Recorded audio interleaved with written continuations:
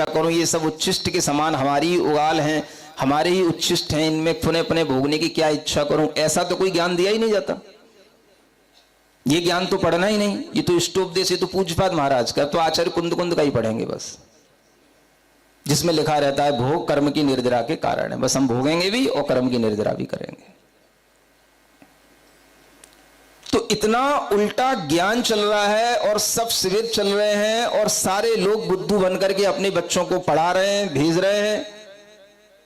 ऐसे ज्ञान से तो बिना ज्ञान का रहा आना अच्छा समझता हूं।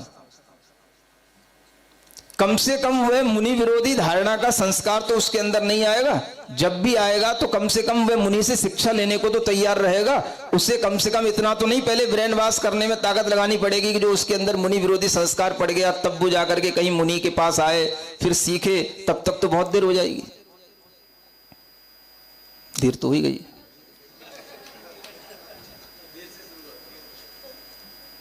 तो क्या समझ आ रहा है?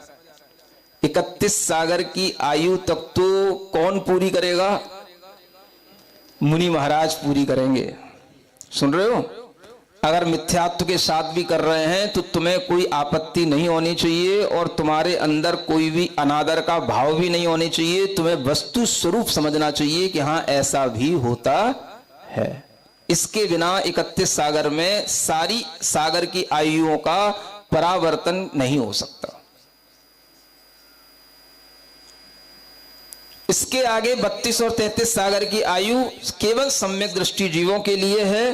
तो इसलिए मिथ्यात्व के साथ ही जितना परावर्तन होगा वही इस भव परावर्तन में रखा जाएगा। इसलिए 31 सागर तक ही देव आयु में घुमाना, बाकी का तो सब हो ही गया।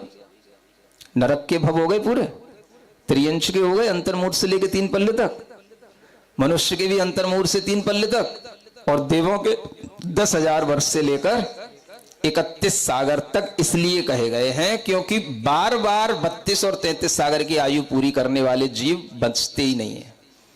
वो 1-2 भव में निकल जाएंगे। सुन रहे हो?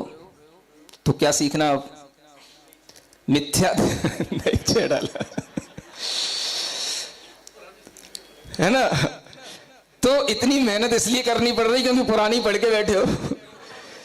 अगर नहीं पढ़ रहे, सीधे सीधे सीखते तो हमें इतना लंबा प्रवचन करना ही नहीं पड़ता।